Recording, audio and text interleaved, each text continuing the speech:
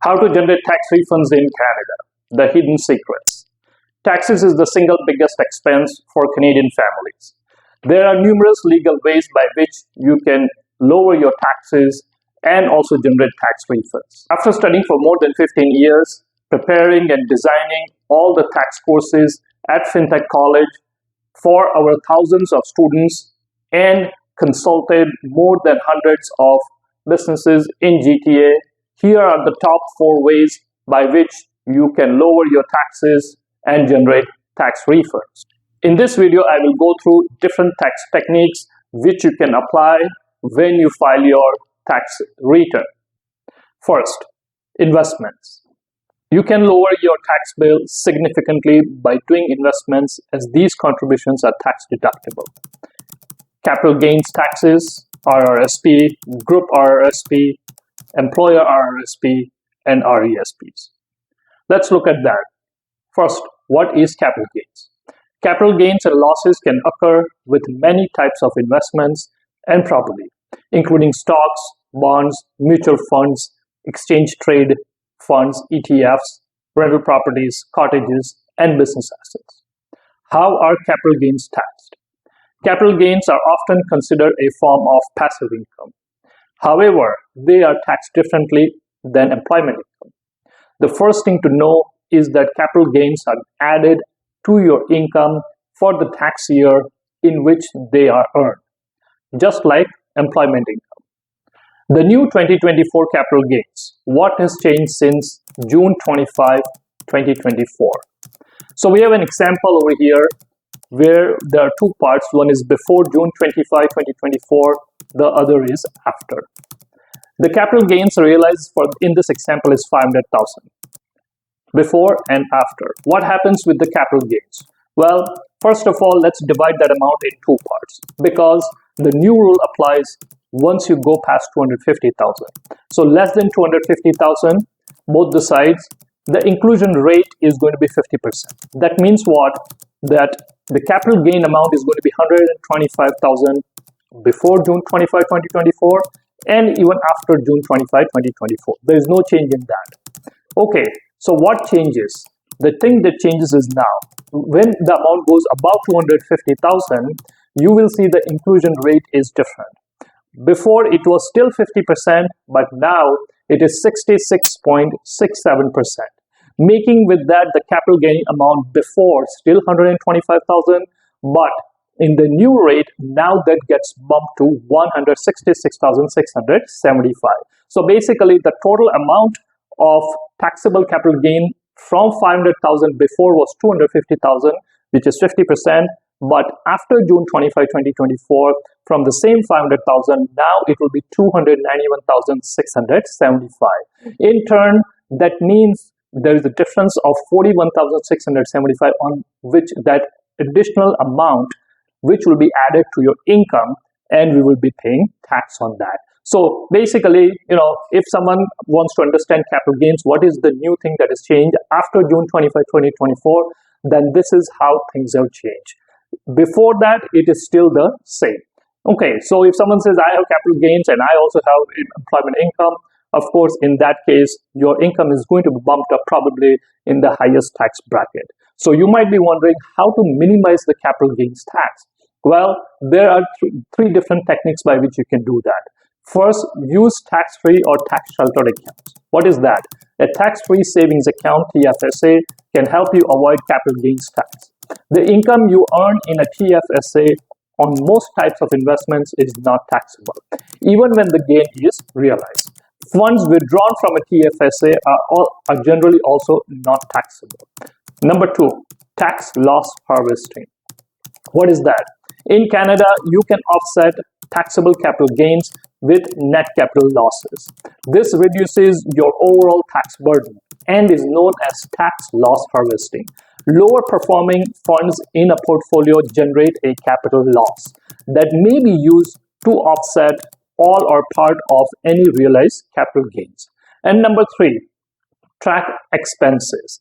It is a good idea to keep a track of any qualifying expenses incurred in securing or maintaining investments. For example, management of legal fees for your account, or as these costs may be deductible or increase the adjusted cost base, which is of your investment. Adjusted cost base is the one that is your cost to acquire the investment, and on top of that, any outlays, you should keep a track of that, and that can help you get down the capital gains. Number 2, let's look at that, and that is RRSP.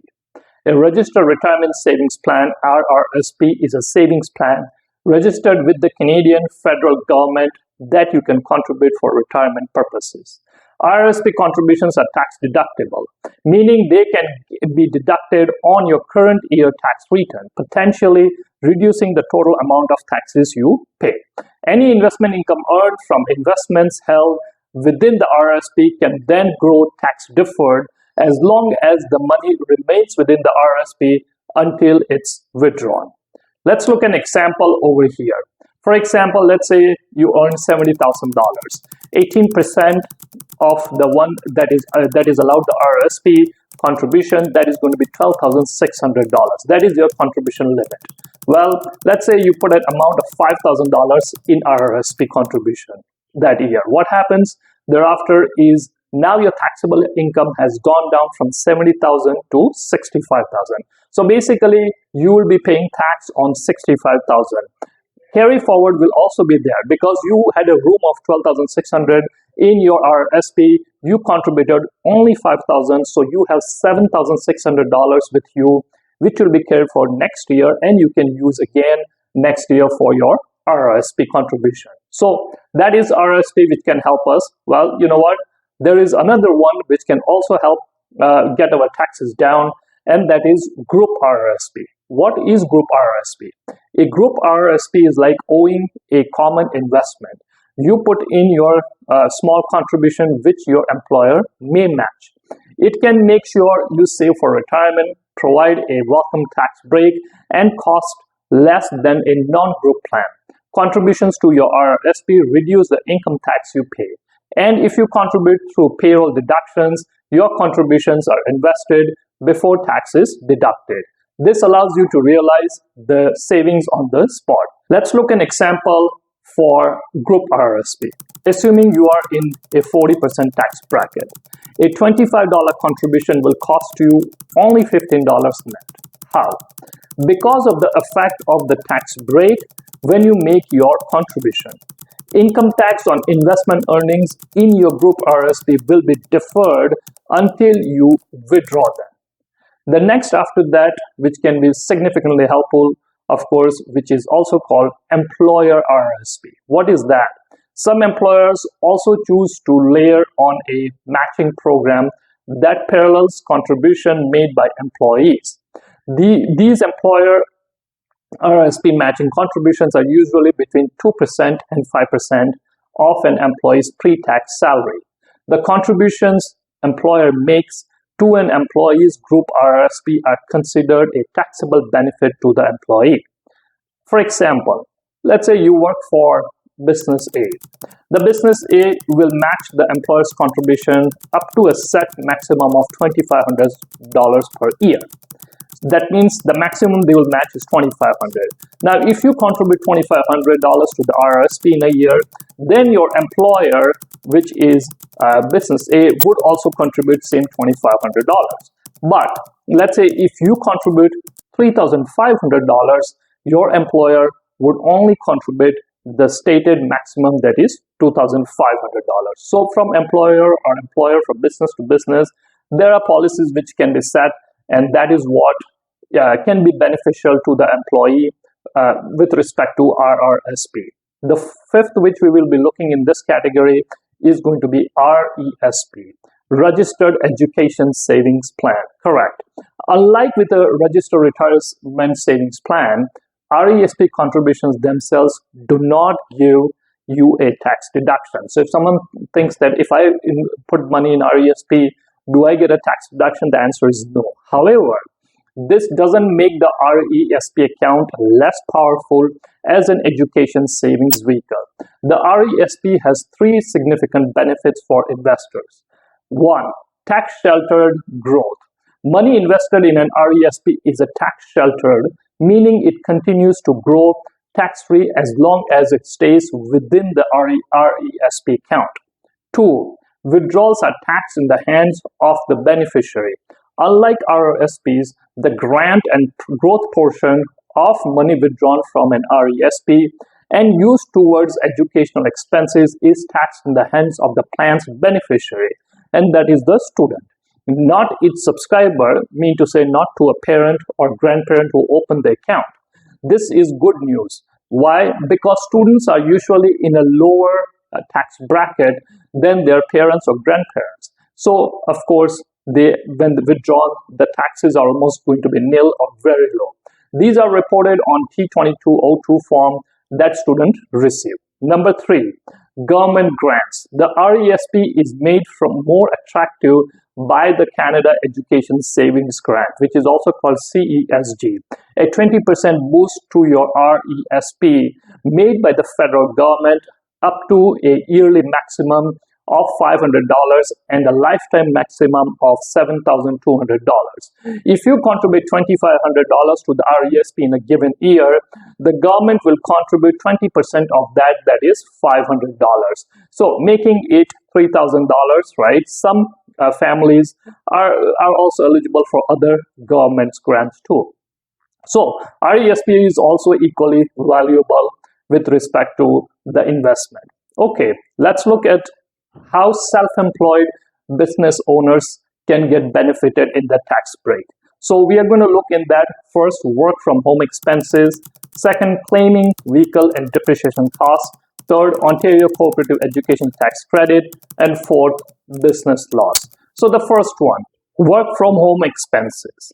Self-employed individuals who have transformed a corner of their home into an office, there is good news. A self-employed home office tax reduction. A portion of your home expenses proportional to your home office size can be claimed. This includes a portion of your rent or mortgage payable, property taxes, utilities, and office supplies used in this space. For example, if your home is 1,500 square feet and your office is 300 square feet, your office is 20% of your home's total size. That means you are able to deduct 20% of many home expenses as home office expense on your tax return. Okay, the next is claimable vehicle and depreciation cost. Well, we use vehicle for the business. You can write off self-employed vehicle expenses in Canada. Where you use your personal vehicle, the vehicle must be used for earning business income. Personal use expenses are not deductible. A mileage logbook is required as well as supporting documents and receipts, which is recommended. So you can deduct what kind of expenses? Vehicle use business portion only.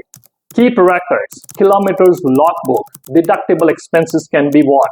Fuel, maintenance, repairs, insurance, license registration fees, capital cost allowance of your vehicle. Of course, when the vehicle is financed, vehicle lease can also be there, which CR revises every year. So, we can claim all of these expenses for a vehicle which we are using for the business purpose. Number 3 in this category is Ontario Cooperative Education Tax Credit, which is also called CTEC, CTEC. For a cooperative placement to be covered by the CETC program, the co-op student must be currently enrolled in what is referred to as eligible educational institution. The maximum credit allotment per work placement for the self-employed business is $3,000 per student. The minimum length for eligible work placements will be 10 weeks and the maximum work placement may be up to 4 months. Self-employed or incorporated businesses can claim it. So this can also help a self-employed individual to get the taxes down. Number 4, business loss. In Canada, you can claim business losses as a sole proprietor or partner using the T1 tax return and filling out the Form T2125 Statement of Business or Professional Activities. When your business expenses exceed your business income, you are in a position to record a loss. However, if you run your business in addition to full-time employment, you are able to claim the business losses against your other income and end up paying less taxes. So for many Canadians, having a side business that doesn't make a profit can be an advantage. These losses have to be for non-capital items.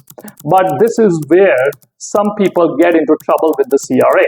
You cannot write off those losses against your personal income forever.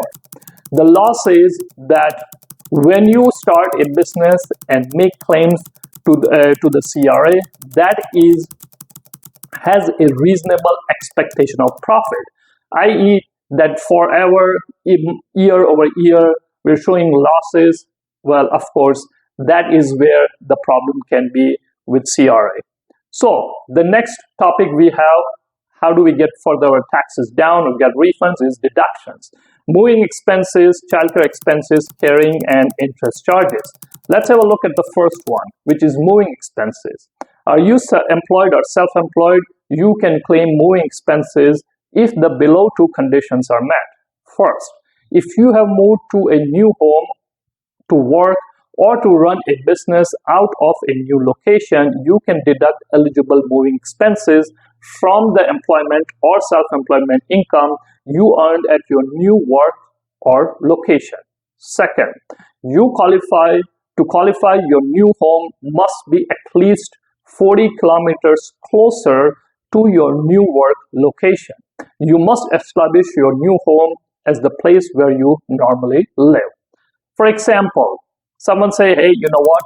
If you move from Mississauga to London, which is about 173 kilometers, and both the previous conditions are unmet. The first one, you moved for work, business, or study, and the second one, you have moved at least 40 kilometers closer to your location. Well, in that scenario, you can certainly go and deduct moving expenses on the T1M form. All right, number two, well, we'll be looking, which is childcare expenses. Childcare expenses can be claimed for purposes of earning a living or going to school. This will in turn reduce your taxes. Therefore, the amount of taxes you must pay will be lowered after filing your return. At the federal level, children under the age of 7 years, they get $8,000 as a deduction, and children aged 7 to 16 years, they get $5,000. You are also eligible for Ontario Child Care Tax Credit if you have a family income of less than or equal to $150,000, which will, of course, get your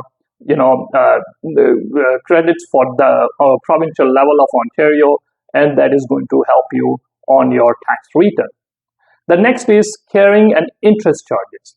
Carrying charges are expenses you incur to earn investment income in non-registered accounts, fees to manage or take care of your investment, and fees for certain investment advice. The interest paid on the borrowed funds for investment purpose is deductible if it is intended for the sole purpose of earning investment income, such as interest or dividend. So, for example, let's see where this can be used. Let's say you borrow $10,000 at the rate of 5% interest to purchase ABC shares with a reasonable expectation to receive dividends in the future. ABC shares failed to pay dividends during the year, but you accumulated $500 of interest expense. In this situation, the income purpose test will generally be met, and any interest on borrowed money to acquire the ABC common shares would normally be deductible against your income. And this is how, someone says, I borrowed the money with the expectation, but this didn't happen, but I accumulated an interest on that amount which I borrowed to gain dividends. You can claim that as a deduction. All right, let's look the last category, which is credits. First-time home buyer tax credit, tuition credit, medical credit, donations credit, and Ontario energy and property tax credit. The first-time home buyer's tax credit. The HBTC is the federal non-refundable tax credit. The purchased home must be in Canada and registered with the appropriate land registry office in your name or in the name of your spouse or common law partner. You are eligible if you haven't lived in a home that was owned by yourself or your spouse for the last 4 years. You and your spouse or common law partner can claim a combined $10,000. You can apply the whole $10,000 on one spouse, or you can also share them on the tax return. The credit results in a $1,500 rebate on your taxes you owe for that year. That means that is the amount of tax you will pay less if you have to in that particular tax year. Number 2, tuition credit.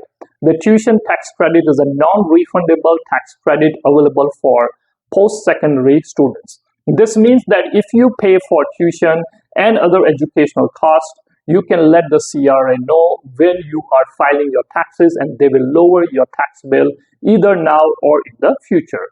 To claim your tuition fees, you must have received one of the following forms from your educational institution. Form T2202, Tuition and Enrollment Certificate. But if someone says that, hey, I studied outside of Canada to another university, then you must get the Form TL11A, which is also called Tuition and Enrollment Certificate. If you are a student enrolled at a recognized foreign university, college, or other post-secondary educational institution outside Canada and file a Canadian income tax and benefit return, you should ask your educational institution to complete the form applicable to your situation. They may not be aware sometimes, but you can always ask that TL11A is the form that you need. Number 3, medical expense credit. The medical expense tax credit is a non-refundable tax credit that you can use to reduce the tax that you paid or may have to pay. Medical expenses not covered by provincial or private health care plans may save you money on your tax return. You can claim medical expenses for any 12 months period ending in the tax year. Number 4, donation tax credit. A charitable donation tax credit is a tax credit that helps you reduce your tax liability, thus reducing the amount of taxes you pay. At the federal level, 15% for the first $200, and any amount that you give as a donation more than $200, you get 29% credit. You also get the credit at the provincial level. For example, in the province of Ontario, for the first $200, you get 5.05% credit, and any amount that you give for your generosity more than $200 is going to be 11.16% credit. Overall, the taxpayer can get a tax credit of 20.05% for the first $200 and 40.16% for the donations over $200 for both federal and province of Ontario. All right, so the next is Ontario Energy and Property Tax Credit. The Ontario Energy and Property Tax Credit, OEPTC, helps with property taxes and sales tax on energy. The OEPTC has 2 components. One, energy component, second, property tax component. If you qualify for OEPTC, you can get a maximum of $1,248 if you are between age of 18 to 64 years. $1,421 if you are 65 or older, $277 if you live in a reserve or in public long-term care housing, and $25 for the time you lived in an eligible college, university, private school, residence. So these numbers are revised every year, of course. So by using these techniques that we went through, certainly these secrets you can apply to your tax return, and you can reduce your taxes. You can even generate refunds, many of them, whatever is applicable to your tax return. At FinTech College, we teach all the courses in our taxation, right from personal taxes, corporate taxes, business taxes, student filing taxes, Uber drivers tax filing, and more, which you can find on our website, fintechcollege.ca. Thanks for watching.